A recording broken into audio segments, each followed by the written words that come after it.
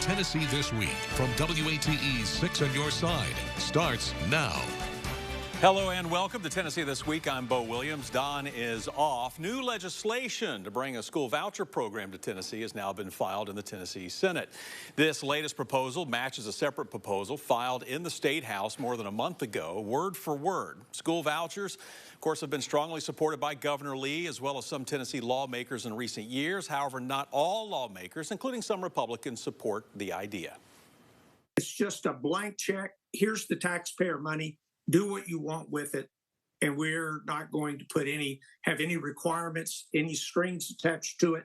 We'll have no expectations of what the results will be with the students. That's what really concerns me the most. I support Governor Lee's proposal on freedom scholarships, and the reason is I don't feel that a child should be relegated to go to a failing school simply because they live in a certain zip code. Joining us today to continue our conversation on school vouchers, WAT political experts Courtney Piper, Craig Griffith, and Michael Covington. As always, great to see you guys. Good. All right, so but I'm not an expert. Well, I am going to call you one today. Okay. All right. We'll call you a pundit later. Okay. All right. But let me ask you this: can we keep going around? So here we go again. So Craig, I'll start with you and get your expert opinion here. What do you think? I mean, this time around, how's this going to play out? Well, Senator Briggs is echoing quite a few of the arguments we heard against the vouchers in the last legislative session when they had hearings on it. Many representatives from small rural school districts and their governing bodies came to say that, hey, you know, you're giving all these vouchers away to people with very few strings attached, as Senator Briggs said. You're getting the money. There's very little testing, you know, but here you have all the strings attached to the money you give us in our smaller school system. We still have all the testing requirements that we have to go through. So it was an unfair platform, they thought. And I think that contributed heavily to the failure of the voucher program in the last session. Now, there's still these complaints are coming up now, and they'll have to see whether they still have enough votes to pass it. The last election seemed to show that there was some support for the candidates that wanted the vouchers, but and I have another question about vouchers, and I did some research on this, and Courtney has brought this up before, the amount of the voucher. Yeah. I looked up last night, and the average private school tuition for elementary school in Tennessee is $11,700. And for high school and middle school, it goes up to above $15,000. This $7,000 voucher, I'd be interested in where they came up with that dollar. Where was that figure determined to be the one that could give people access to private schools? Now, you know, you could say, well, they're supposed to be able to make up that difference, the families. But on the other hand, if you're going to the very low income, no, that won't be the case. They won't have an extra $4,000, $5,000, $6,000 around. So I'd be interested to learn where that $7,000 figure came from. Could be still one of the big questions people are asking, Courtney. You know, I agree with Senator McNally. We should not have children who are relegated to attend failing schools. So let's use public money to fix those schools. We know how to fix schools. We know how to fix the system. Let's use those public dollars to fix those schools instead of pulling them out and giving untethered access to public money. I think the other part missing in this conversation is, what are we trying to accomplish here? Are we trying to help children? If so, the data and the research shows that when we give vouchers to students, their outcomes aren't any better than the kids going to public schools. So have we lost focus of what we are actually trying to do here, which is improve student experience and performance? If that is our goal, if that's what we want to do, let's use evidence-based methods to meet that goal and not things that have no data to support them. Okay. Michael, you're down there smiling, waiting patiently. I have a great deal of respect for Senator Briggs. I think if Senator Briggs has two major issues that need to be addressed, then I think that's Senator Briggs' way of saying, if those two issues were met, I might be amenable with moving forward with a pilot program of the vouchers across the state. A blank check. There doesn't need to be a blank check. That's a problem we could solve in 10 minutes with the right people at the right table. let's put a ceiling on the amount of money. And I would relate it to Mayor Glenn Jacobs had a breakfast a couple of days ago this week, and it was scheduled to be 8 to 10 o'clock or until the food runs out. Well, the voucher program could be run the same way. Let's put a ceiling on the number of families and children that can take advantage of it. Problem solved. As it relates to standards, again, another 20, maybe 30 minutes at the right table with the right individuals in place. Let's put some requirements on it. Let's put a part or an agency within the state with the responsibility of overseeing these schools and make sure that there are benchmarks that are set and met, or there be the same kinds of penalties that exist in the public schools. These problems can be addressed. These difficulties can be overcome. I don't think they will put requirements on the money, because the people that want to receive these vouchers, private school, homeschool operations, do not want requirements on those funds. That was their main criticism last year when they lobbied their state legislatures. They said, we don't want requirements or restrictions on this money. So I don't see that happening. It will not happen. And again, this goes back to another point that I had, that, you know, this is not about parent choice and this is not about school choice, because private schools can say, we're not accepting vouchers, period, end of story. Or they can say, we're not accepting your child. Private schools can really discriminate on any basis except for race. They can say, your child's disability is too great for us to handle. They can say, you're not the correct religion. They can say, your disciplinary record is too great for us to handle. You don't have good enough grades. So private schools are the ultimate authority and can reject your child. It is not parent choice. And the testing requirement was one of the biggest hurdles last session. As you remember, the Senate bill had testing requirements on it, but the House bill did not.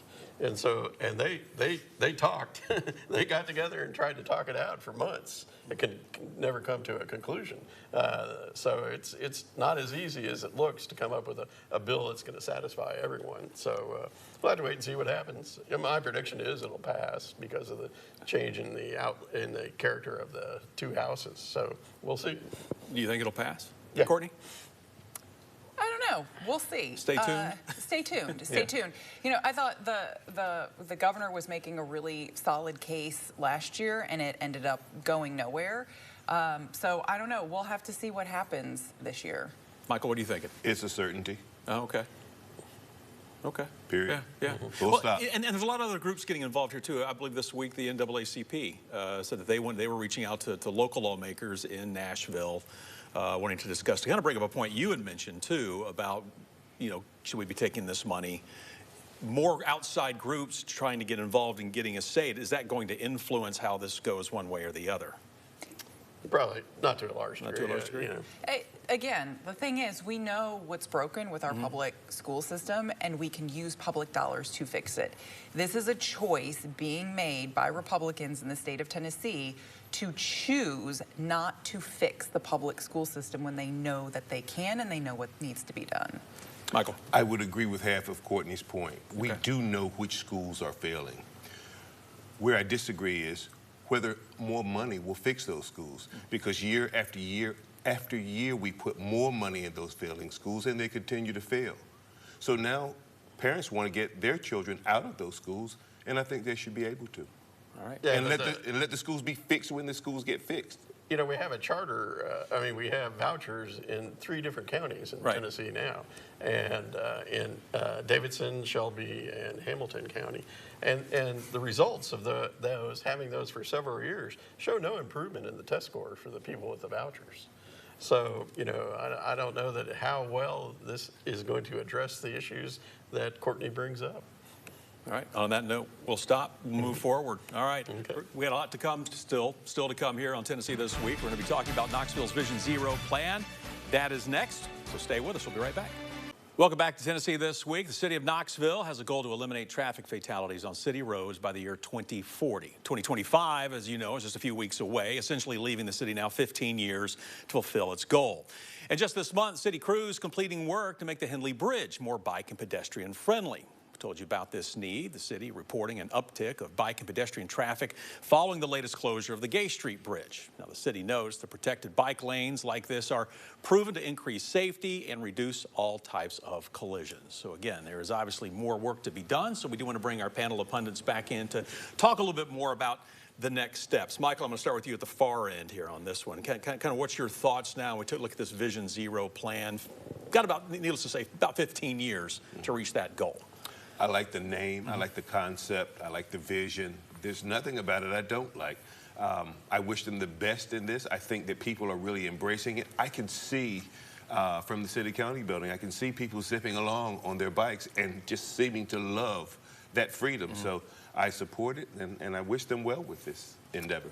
Courtney, is this attainable? Is this a goal that can be reached in 15 years, you think? Absolutely, and the city's Vision Zero is actually mimicking some larger companies that are involved in mobility, like GM. They also have these Vision Zeros for zero crashes, and in Knoxville's case, it's zero fatalities on city-owned roads.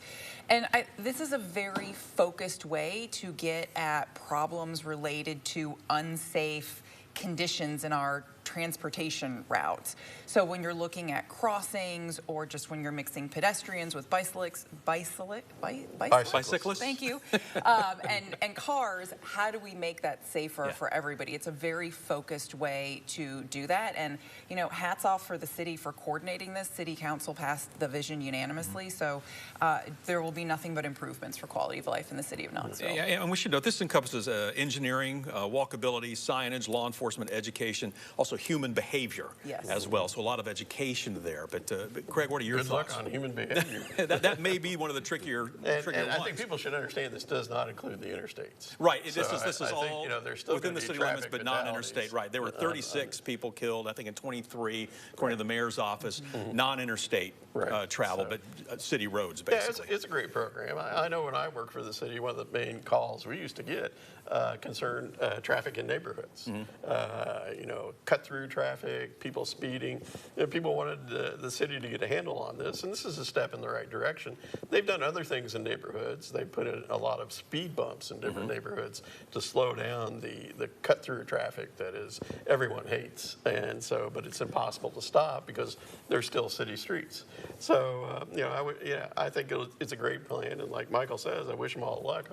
I would you know, salute the year that we don't have any traffic fatalities on city-owned streets. Yeah, yeah. And we are seeing more neighborhoods, too. I mean, even in the neighborhood where WATE is located, I know along Gill, if you drive up and down through there, which I believe the speed limit is around 25 miles an hour, there are signs. I'm assuming that the homeowners association or just whoever is in charge of this neighborhood, who oversees this area, they have put out signs telling people, I think it says, you know, pretend like you live here or your kids play here. So you see neighborhoods also within the city limits trying to step up, Courtney, I guess, and do what they can as well to try to traffic calm or have some type of calming here on the roadways. Right. That's all part of the human behavior and the education component of it, too. It also has a lot to do with how cities are laid out, and this is why urban planning and land use planning is so important. So when we are having these conversations at more of a county level of how are we going to grow our county, how are we going to grow our city, the way that you lay out neighborhoods and roads to prevent things like cut-throughs is really a critical piece of this conversation. So there are things that we can do now within the city of Knoxville, which Mayor Kincannon has addressed with Vision Zero, which is fantastic, but we can also take this more to a county level and look at how we are developing and using land to make sure that these problems don't perpetuate and persist. That kind of goes back to the engineering side of it too, I would think, Michael, as well, as far as the planning for, sometimes cities grow so fast, it seems like that we get caught behind trying to plan and to make adjustments. But again, start looking ahead, because obviously, as we have seen, East Tennessee, especially Knoxville, has been seeing quite a bit of growth. I can tip my hat to the mayor and her administration for being forward-thinking. 15 years is a good head start. You need 10 years to get a really solid program together. 15 years gives you time to make adjustments and to make the program even more effective. So I think they're on the right track. Speaking of city, you want to say something real quick, Craig? Yeah, in terms of human behavior, can we take away the keys from the 16-year-old drivers? That's a whole other show that we can bring in. Let's not. I think if we do that, we would cut down on a lot of our traffic issues. But that's just me. Traffic or safety? Safety, both. Safety issues? Okay. Well, Craig, maybe we should advocate for better driver's education. Well, we can do that, but I still think taking the keys away would be the best result. Okay. Craig said that. Yeah, so say all cards, letters from you Egg 16-year-olds watching, or his house. rising 16-year-olds. Yes, no. But, you know, you're talking about looking ahead. Let's change the topic here for just a moment. Old City, talk about the projects, the ballpark, everything's coming in. We've always talked about it before the show earlier about the baseball team. Just the progress that's being done there. I was driving through. It seems like there's more apartments going in on the other side of the ballpark now. The development, Michael, I mean, you like what you're seeing as far as the growth and where things are headed right now? Everything about the development I like, save for the uncertainty about parking. Okay. There's so many games, and if you're a season ticket holder, you're trying to figure out what do I do Tuesday, Wednesday, Thursday, you know, to get the games. I'm not hearing a lot of talk about gentrification. That's always a concern. All I'm hearing now is people enthusiastic about what they see from day to day. I think the idea of giving incentives to getting the stadium completed in advance of its target date is a good thing. When you ride by it, it looks like they're ready to play. When you ride by it at night, the lights are on. Right. So it's coming along. Yeah, a lot of people are talking about it, but you do have a good point there as far as the parking, because obviously you've got a baseball season, we've got a soccer season. There's going to be, I believe, high school football. There'll be some games in there as well, plus concerts and who knows what else. I mean, I understand that they're trying to book this up, and I don't think they'll have a hard time. So, Courtney, obviously that's just going to be one of the issues. Plus, you have the usual nightlife of the Old City and downtown Knoxville. I was just going to say, Bo, if anybody has tried to go out to eat on Saturday night in the Old City, or, well, Old City in particular, it is darn near impossible to find a place to park your car. You might as well just Uber. Easy for my husband and I because we live close. But, you know, if you're in Hardin Valley, that Uber is a lot more expensive if you want to get down to the Old City. So I, too, have been impressed, and I'm very enthusiastic about the progress and opening day. As I continue to drive by that stadium, I do wonder about parking and what we are going to do. That seems you to know, be the I biggest don't question. want this topic to cause a revolution within the city, with city residents. Well, you know, the parking issue will solve itself. There was no appetite for building any parking garages with the stadium because at last I checked, a parking space, a covered garage parking space was about $60,000 a space. Right. So that would really increase the bill if you're going to put in a 1,000-car garage. So I think that the parking issue will, you know, I think you'll say the same thing that you know, 7 times a year we have 100,000 people come to town, you know, for a football game, and somehow they all manage to find a place to park. And I think that things will develop. Shuttles from the Coliseum garages, probably on nights when there's not activity in the Coliseum, and things like that. Right. So the parking issue will have to solve itself. Otherwise, you know, we don't want to see more buildings torn down for surface level parking. That's the lowest use of any land downtown. But I think in the end, people will find, like they do with UT games, they'll find the place they like to park and they'll park there. Yeah, except the issue is, Craig, on campus there are several garages and places for people to park.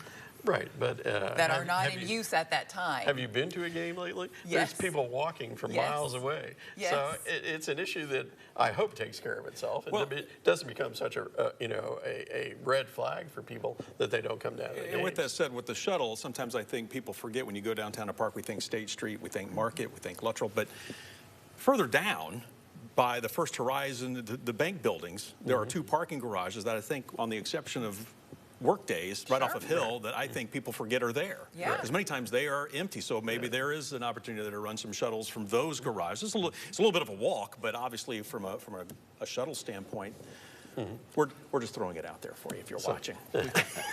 Let's have Alvin Nance in to talk about the parking situation. He's head of the Let's get the stadium sports done authority. first. Let's get the stadium done and we move forward there. All right, there's much more to come in Tennessee this week. Stay with us. We're coming right back.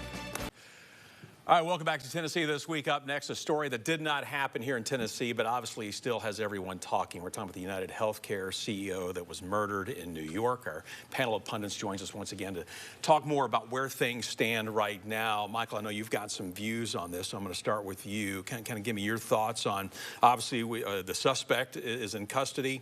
Now, everybody, the investigation into the motive still, and it looks like we're getting some glimpses into that, but what are your thoughts real quick? Such an unusual crime, such unusually suggested reasonings for that crime.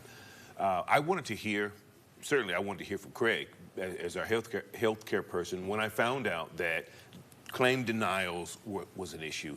This young man came from a very wealthy family in a very wealthy part of Baltimore County. I'm not seeing the money being an issue, and I'm not seeing the denial from the healthcare industry being the issue, but I was curious about whether denials are such that they're pushing people over the edge. And this guy actually appeared to be a professional shooter. I mean, he made remediations of that device in real time to correct its firing and then fire. He was good at what he was doing. There's some mysteries about this that have to be solved. And Craig was talking about a documentary 10 years from now. I just need more facts right now. Yeah. Courtney, I don't mean to jump over you, but Michael was alluding to Craig. So, Craig, I do want you to kind of jump in here for a second. Well, the animosity in the country over denied claims is real, and it's terrible. I mean, it's people all across the country. And this gentleman worked for UnitedHealthcare, which is rumored to have like a 37% claim denial. They actually put the claims through AI, and that's how they justify some of the denials. So that's it, and it's heartbreaking for people, you know, that have chronic diseases, that have cancer and things like that. It's very difficult for them to live through the cancer, the medical treatments, and dealing with the insurance company. And I think we've all had that issue at some point in time with our lives about surprise billing, you know, insurance denials. So that animosity out in the country is real. And this person took resolving it in the wrong direction. You know, I don't know that the crime that this person allegedly committed is going to be enough to change the policies of insurance companies. But it's, you know, to me, it's almost not surprising because of the number. You know, almost every week, major news organizations have stories of someone who has, you know, been denied health care because of a problem pregnancy, because of cancer issues, and it's, you know, it's just horrible. But I don't know that this crime is going to relieve that. I think only policy at the national level will try to rectify this problem. You know, Senator Warren made a comment, I think she was on Fox, and said, you know, the shooting was wrong, but serves as a really a warning of sorts that you can only push people so far. Right. That was Elizabeth Warren really just a few days ago. Courtney, kind of your thoughts? This whole thing is disturbing. The fact that it happened, how it happened, society's response to it, and also the conversations that are now happening at a policy level of, you know, we need to do something, we can do better. The fact that when UnitedHealthcare announced the death of their CEO, they had to take it down because people were reacting with the laughing emoji, I think tells us how the country is feeling about our healthcare system right now. And while this act was completely and totally unjustifiable, we do need to take this moment to take a hard look at the policies that govern our healthcare system. And that brings up an interesting point. Is this also maybe a calling to the insurance companies? Do they need to provide their customers or a better understanding of how the process works? No. This is how, you know, if you're denied or this or this. No, this is a private company. Private companies whose main drivers to create is to make money and make a profit. And just in that business model, you've got to deny claims in order to make money. The more and more UnitedHealthcare denied claims, the more and more profit they made. It is a money-making mechanism. Its primary mission, its primary focus is not to provide quality health care. They have to make money. And until we figure out a better way to resolve those two things, we're going to continue the frustration as Americans with how our healthcare system is run. And boy, they make a lot of money.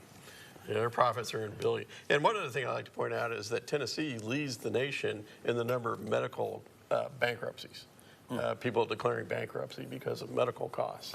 So it's a very difficult issue to address. And we've seen Undue Medical trying to go and pay off some of this medical debt with these hospitals, working with them. I think John Oliver had a whole segment on that on his show. So, guys, we got to wrap it up there. We got about 5 seconds left. Michael, sorry, I'm not going to jump back down there to you, but thank you so much, and thank you so much for watching. We'll see you next week.